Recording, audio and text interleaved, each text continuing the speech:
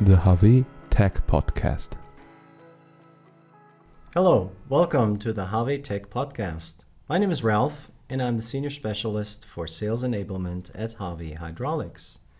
Today's topic is, did you know that our leak-free pressure control valve, developed for clamping functions on machine tools, is also suitable for brake controls?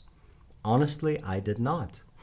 But I invited my colleague Diana, who is Product Manager for Seated Valves at HAWE Hydraulics, to explain this topic to us, and hopefully we'll be a little bit smarter at the end. So Diana, welcome to the podcast.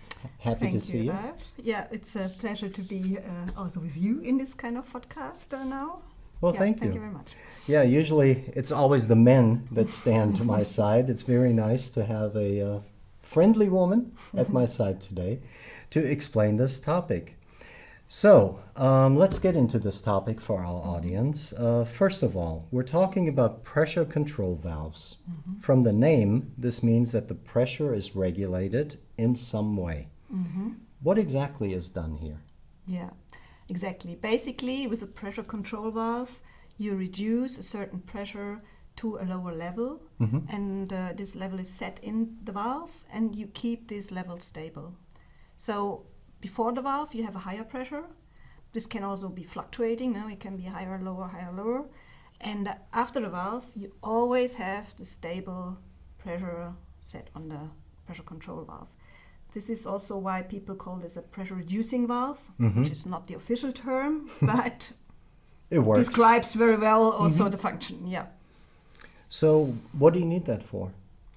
Well, a classic application would be, for example, if you have several consumers in a system. Let's say you have a system that works on a certain high pressure level, mm-hmm. and then there's one consumer that for some reason doesn't withstand this high pressure, so needs to be protected in some way. Mm-hmm. And in this case, in front of this consumer that needs the lower level, you put the pressure reducing valve, the pressure control valve, mm-hmm. reduce the pressure to the lower level, and so the consumer does not see too much pressure at all. So it's kind of protection. Okay. In front.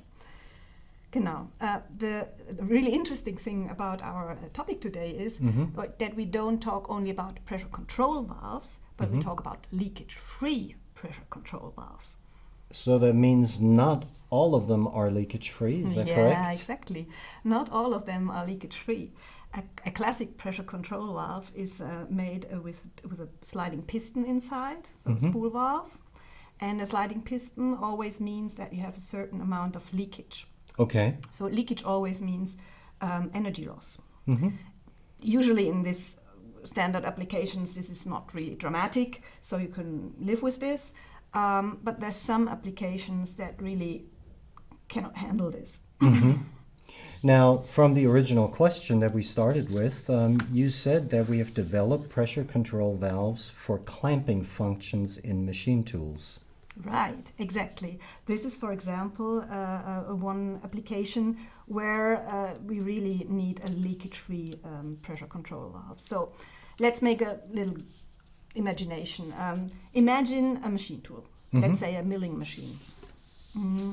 And now you have a workpiece made of aluminium, mm-hmm. and you want to mill a certain shape into this mm-hmm. aluminium function, in aluminium block. So in some way you have to hold this workpiece, and this is a clamping function. Mm-hmm. And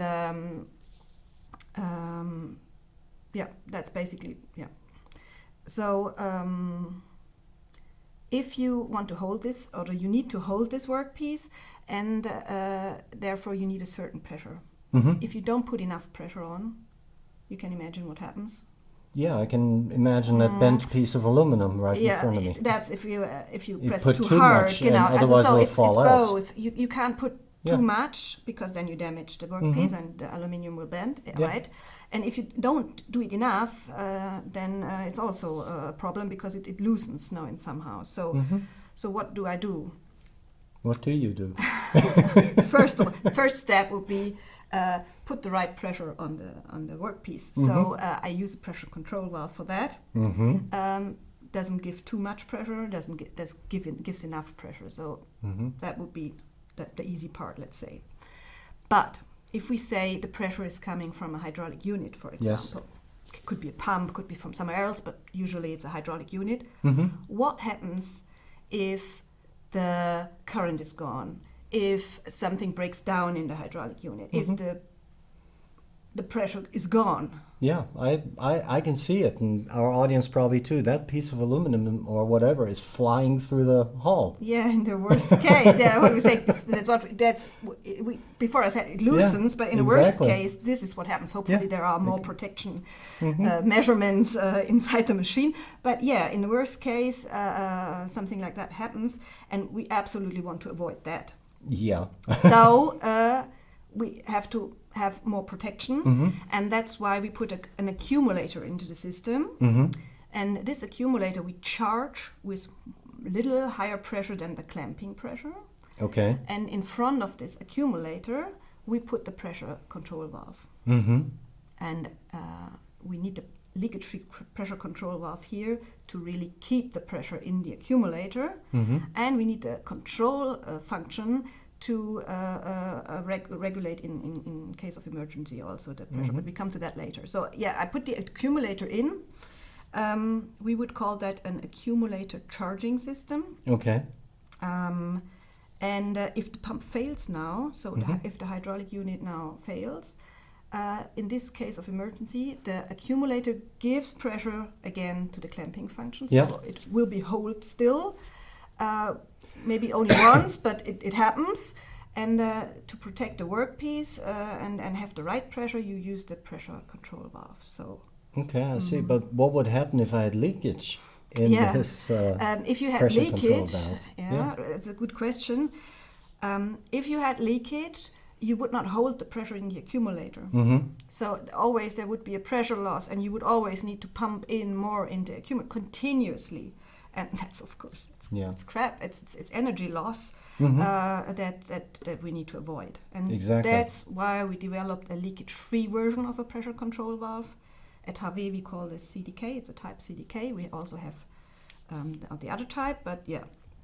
And that's basically how it works and how we get the valve tight. Seated valve technology. Sounds perfect. Now, that could be where the story ends, but I'm sure there's more to it. Yeah, actually, for the clamping function, that's where the story ends. Yeah, we have this specific topic, and we wanted to solve it. We have developed this leakage-free variant of the pressure control valve. It works well. Solution found. The really cool thing I wanted to bring over to you today is that it's not so specific. Our hydraulic components can be used in a high variety of applications. And we started with machine tools. Right. But then we put our focus on wind energy, on wind turbines, for example. And we found out there's very similar functions in there. Oh, sure. They clamp something, probably the rotor blades, right? That would be too easy. That would be too easy. No, actually, they break. That's not good. Explain that they a little bit more, they would have you? They have hydraulic brakes. Oh, that's what you mean by braking. I thought they break. No, don't break down. They break. They have hydraulic brakes and braking functions. And also there, you need for braking function, you need to put a certain pressure on. If not, it doesn't stop. No, the machine. If you want to stop the wind turbine, which is really giant, you have to clamp very hard. Yeah, but also to protect the components, you cannot clamp too hard. Sounds familiar? Oh yeah, definitely. So you put a pressure control valve in front. So what if the pressure breaks down? Yeah, now that you mention it. Yeah. Tell me more. A clamping function that loses pressure is a problem. It's same thing as we had on the clamping function in the machine tool. So again, I would put an accumulator into the system, protect it, and it's an accumulator's charging system, so I would protect it again with a leakage-free pressure control valve. And then if some breakdown happens, and I need to stop the wind turbine at least once to be in a safe position, then the pressure comes from the accumulator again, protected again by the pressure control valve, and you see it's just the same thing. That's awesome. That's really great. And that's in principle how every brake function works. So you see, we're not even limited to wind energy or to wind turbines, because there's so many other applications with brake applications. So yeah, that's a really cool thing about hydraulics, that you can use it everywhere. In so many different in so fields. many different functions, and maybe of functions we don't even think about. So Yeah. maybe this could be an inspiration also for our audience to Exactly. find new applications and have new ideas. And yeah, that's sounds basically awesome. what I wanted to tell you today. That's great. And for our audience, while they're thinking of new applications that this can be used for, let me summarize at least what you've mentioned to put it a little bit concisely here. If you don't want a workpiece to go flying through your production hall, for example, for clamping functions, or if I want to prevent a wind turbine from turning uncontrollably, which would involve braking, then the magic word is accumulator charging circuits. Now, if I want to make it energy efficient, then I need a seated valve technology, and in particular, a leakage-free pressure control valve.